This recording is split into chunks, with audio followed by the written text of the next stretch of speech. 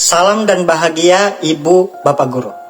Setelah mempelajari tentang prinsip penyusunan alur tujuan pembelajaran, sekarang mari kita coba mempraktikannya pada salah satu mata pelajaran.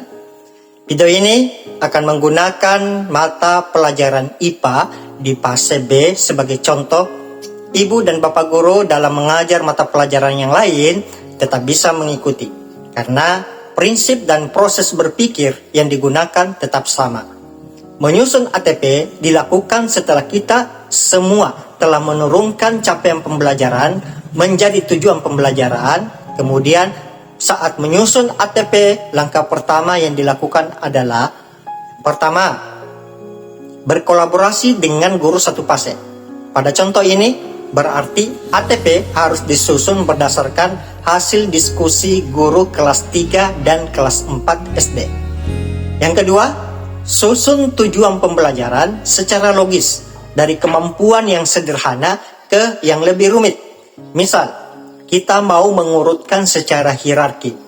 Adakah konsep dasar yang perlu dipelajari dulu sebelum mempelajari konsep lainnya? Dalam lingkup materi IPAS di fase B, peserta didik harus terlebih dahulu menguasai mengenai wujud zat dan energi sebelum mempelajari siklus air, atau sebelum mengidentifikasi tempat tinggalnya di tingkat provinsi. Peserta didik perlu mengidentifikasi dulu wilayah tempat tinggal dimulai dari level desa atau kelurahan, kecamatan, dan kabupaten atau kota. Ini yang disebut dengan cara mengurutkan hierarki. Atau kita mau mengurutkan dari yang konkret ke yang abstrak.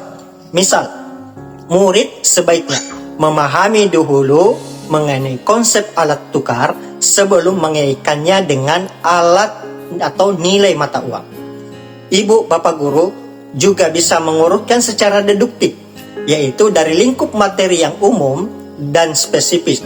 Misal, berbicara tentang keragaman budaya atau kearifan lokal sebelum mengerucut ke pelestariannya. Selain itu, penyusunan ATP juga dapat mempertimbangkan tingkatan kelas, karena satu fase bisa terdiri dari 1 sampai 3 tahun. Kita bisa mempertimbangkan mengenai konsep yang sebaiknya diajarkan di level kelas yang lebih tinggi, karena sudah masuk ke konsep yang lebih abstrak atau kompleks. Misal, dalam contoh IPAS di fase B, pendidik berpendapat pemahaman mengenai sejarah sebaiknya diajarkan di kelas 4 karena membutuhkan tingkat literasi yang lebih baik.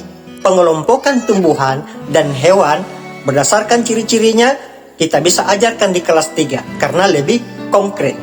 Dan peserta didik juga bisa diajak mengamati langsung dengan beberapa cara pengurutan tadi. Akhirnya, tersusunlah ATP dengan gambaran besar sebagai berikut. Inilah yang disebut dengan alur tujuan pembelajaran. Sebuah rangkaian peta belajar murid dalam satu fase yang disusun agar murid mendapatkan pengalaman belajar yang berkesinambungan menuju capaian pembelajaran yang diharapkan di akhir fase. Itulah contoh cara menyusun ATP. Jika kita ulas kembali, ada 2 langkah yang dilakukan. Yang pertama, berkolaborasi dengan guru satu fase.